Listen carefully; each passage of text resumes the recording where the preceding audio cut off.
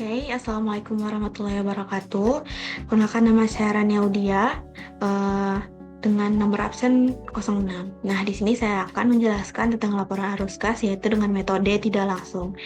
Di sini juga sudah disediakan laporan posisi keuangan dari PT Andara, di mana ada 2 tahun, yaitu tanggal 31 Desember 2022 dan 31 Desember 2023. Jadi ini tahun yang terbarunya. Nah, dari sini kita bisa melihat ada perubahan dari segi aset, liabilitas maupun ekuitasnya. Ada yang naik dan juga ada yang turun. Kemudian juga disediakan di sini laporan laba rugi. Nah, di laporan laba rugi ini sudah disediakan laba netonya. Nah, untuk metode tidak langsung, kita akan langsung menggunakan laba neto. Nah, pada metode tidak langsung ini, pada penyesuaiannya kita tidak perlu mengurangkan dengan pajak penghasilan karena di sini sudah tersedia langsung laba netonya. Kemudian ada informasi tambahan. Informasi tambahan ada beberapa informasi tambahan, yaitu tanah dijual, harga nilai bukunya, kemudian dividen. Nah, ini akan kita bahas. Ini akan kita bahas secara rinci. Pertama, kita masuk dulu ke laporan arus kas. Nah, tadi sudah saya jelaskan sebelumnya kalau dengan metode tidak langsung itu, maka kita langsung membuat laba neto di sini. Laba neto. Jadi kita tidak perlu lagi untuk mengurangkan dengan pajak penghasilan. Nah, laba netonya di sini kita bisa lihat di laporan laba rugi. Oke. Nah, di sini ada beberapa penyesuaian. Kita bisa lihat di laporan keuangan. Nah, yang pertama untuk arus kas dari kegiatan operasi itu yang mempengaruhinya ada 5. Ada aktivitas non kas, perubahan saldo aset lancar, perubahan saldo utang jangka pendek, dan kemudian keuntungan atau kerugian penjualan, dan terakhir ada pajak penghasilan. Nah, di sini dari poin pertama, aktivitas non kas, ada akumulasi penyusutan ya teman-teman. Nah, akumulasi penyusutan ini kan ada 2 nih, dari penyusutan bangunan dan peralatan. Kita lihat lagi di informasi tambahan. Di sini ada peralatan yang perolehan dibeli secara tunai. Nah, peralatan dengan perolehan 41 juta ini dengan nilai buku sebesar 36 juta. Dijual seharga 34 juta secara tunai. Nah, di sini perhitungannya. Tadi ada akumulasi penyusutan bangunannya sebesar 10. Naik kan 10 juta. Kemudian ada lagi peralatan naik juga 18 juta, peralatan 18 juta naik. Kemudian di sini ada akumulasi penyusutan peralatan yang dijual. Nah, di sini kita lihat nih perhitungan 5 juta ini kita dapat dari 41 juta dikurang 36 juta yang kita bisa lihat dari informasi tambahan. Nah, di sini katanya biaya perolehannya 41 juta dan nilai bukunya sebesar 36 juta. Nah, jadi di situ ada di situ akumulasi penyusutan peralatan yang dijualnya sebesar 5 juta. 41 juta dikurang 36 juta. Nah, dapat 5 juta. Tadi akumulasi penyusutan bangunan peralatan dijumlahkan 28 juta, dijumlah lagi 5 juta, maka penyusutannya ada sebesar 33 juta. Nah, kita masukkan dulu penyesuaian pertama, yaitu biaya akumulasi penyusutan. Nah, berapa tadi biayanya? Dari perhitungan yang kita dapatkan 33 juta. Kemudian yang kedua ada perubahan saldo aset lancar. Di sini aset lancar ada piutang usaha, sewa dibayar di muka. Nah, piutang usaha di sini ada naik. Jika kalau aset lancar ini adanya peningkatan, maka dia minus, berarti 42 juta ya. Kita buat kenaikan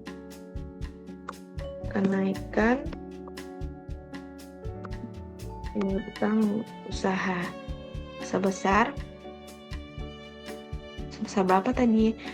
sebesar 42 juta. Karena dia naik, maka dia mengurangi, minus dalam kurung ya teman-teman, 42.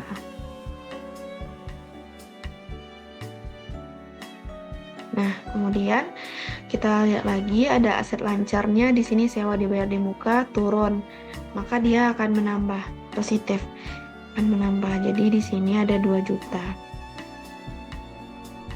Penurunan sewa dibayar di muka sebesar 2 juta. Nah, selanjutnya tadi saldo aset lancar kan tadi ada piutang usaha, sewa dibandingkan. Nah, ada juga persediaan barang dagang. Persediaan barang dagang di sini naik 54 juta. Maka dia minus. Kenaikan persediaan barang dagang. Nah, ini di sini kita buat minus dalam kurung 54 juta.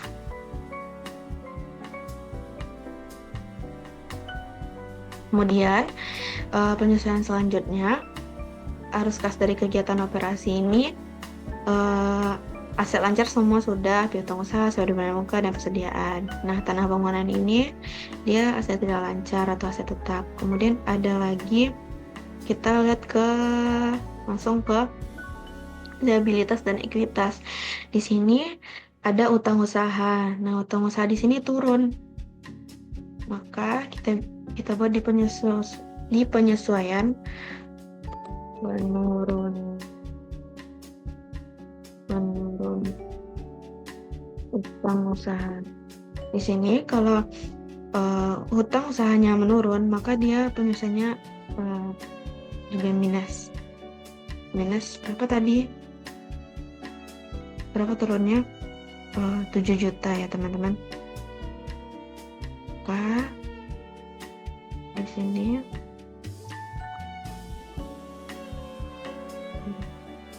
selanjutnya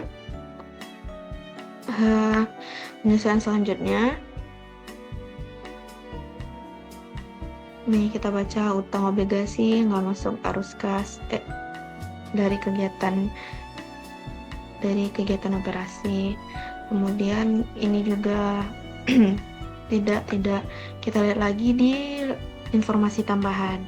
Nah, di sini dia dijelaskan peralatan dengan biaya perolehan sebesar 166 juta dibeli secara tunai. Kemudian peralatan dengan biaya perolehan sebesar 41 juta, nilai bukunya 36 juta, dijual seharga 34 juta. Nah, di sini bisa kita lihat nih, menjual peralatannya 34 juta, biaya perolehannya 41 juta, nilai bukunya 36 juta, sehingga perusahaannya mengalami kerugian atas penjualan peralatan tersebut sebesar 2 juta. Bagaimana dapat 2 jutanya? Dari nilai bukunya 36 juta dikurang dari nilai jualnya, maka dapat 2 juta. Nah, kalau adanya kerugian penjualan aset, maka dia positif. Kita bikin rugi penjualan peralatan sebesar berapa? Tadi 2 juta kan. Kalau rugi dia positif. Oke. Nah, kita totalkan penyesuaiannya.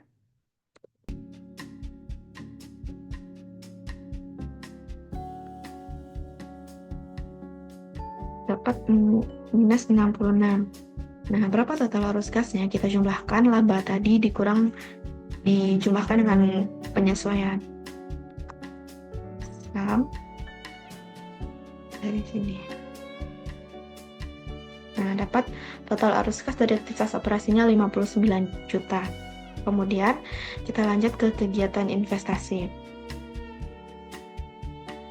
Nah, kegiatan investasi ini yang mempengaruhinya itu dari aset tidak lancar, dari penjualan maupun pembelian. Di sini kita bisa lihat dari aset tidak lancarnya ada tanah, bangunan, dan peralatan.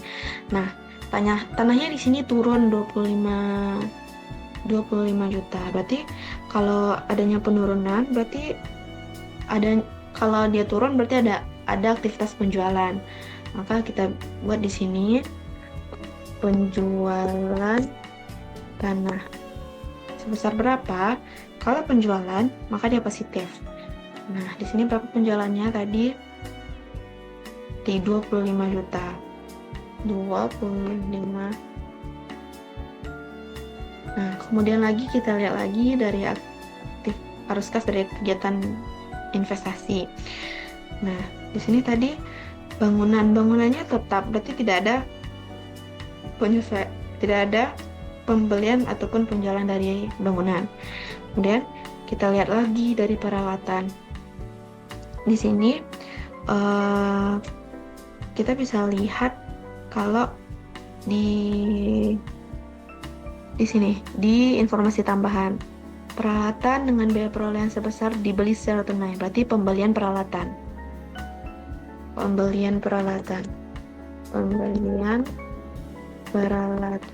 sebesar berapa? Sebesar 166 juta. 166. Oke. Nah, kalau dia pembelian, maka dia minus.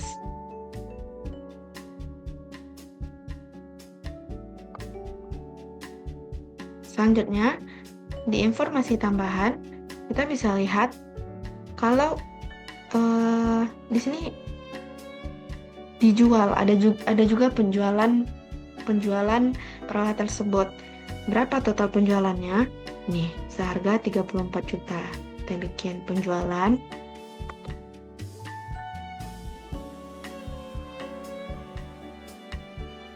peralatan. Kalau penjualan dia positif. Sebesar berapa tadi? 34 juta.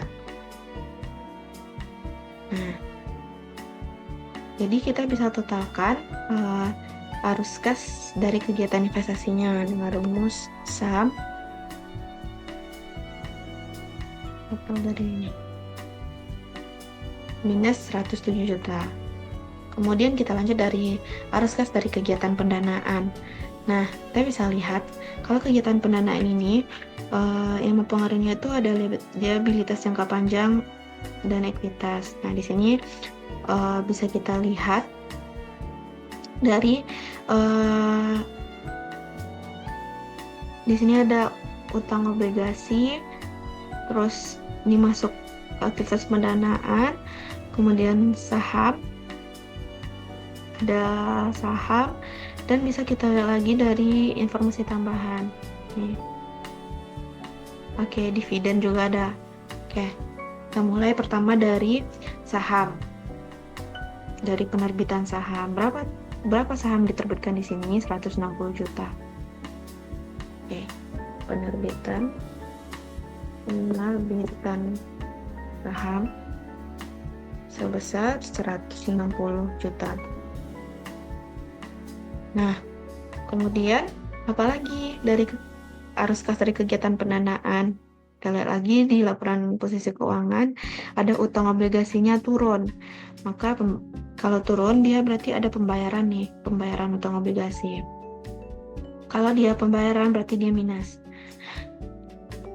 Pembayaran utang obligasi. Oke, sebesar berapa? Sebesar di sini berapa? 40 juta ya. 40. Oke, lanjut. Dari informasi tambahan, katanya di sini dividen tunai sebesar 55 juta diumumkan dan dibayarkan. Berarti ada pembayaran dividen sebesar 55 juta. Kalau pembayaran tadi minus. Oke. Pembayaran dividen sebesar 55 juta. Nah, kita totalkan dari aktivitas pendanaan ini. Oke, total 65 juta. Berarti di sini bisa kita kita totalkan, dia ada kenaikan arus kas atau penurunan. Kita lihat dulu. Sini.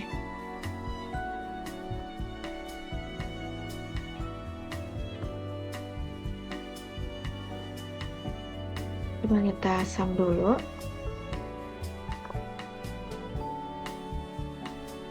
Sum total dari arus kas operasi, investasi, dan pendanaan sebesar 17 juta, maka dia ada kenaikan.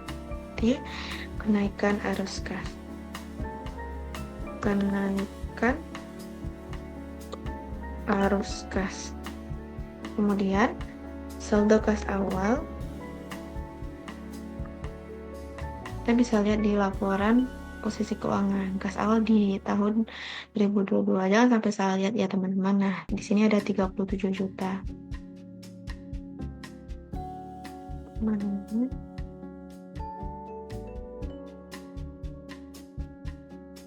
Berarti saldo kas akhirnya sama dengan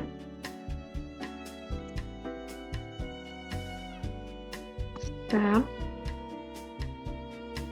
dari kenaikan dan dapat 54 juta. Bagaimana cara menentukan laporan posisi keuangan kita ini benar, laporan arus kas kita ini benar atau tidak? Kita lihat di sini saldo kas akhirnya sebesar 54 juta. Di laporan posisi keuangan 54 juta. Maka pembahasan kita sudah benar. Baik, sekian dari saya. Terima kasih. Assalamualaikum warahmatullahi wabarakatuh.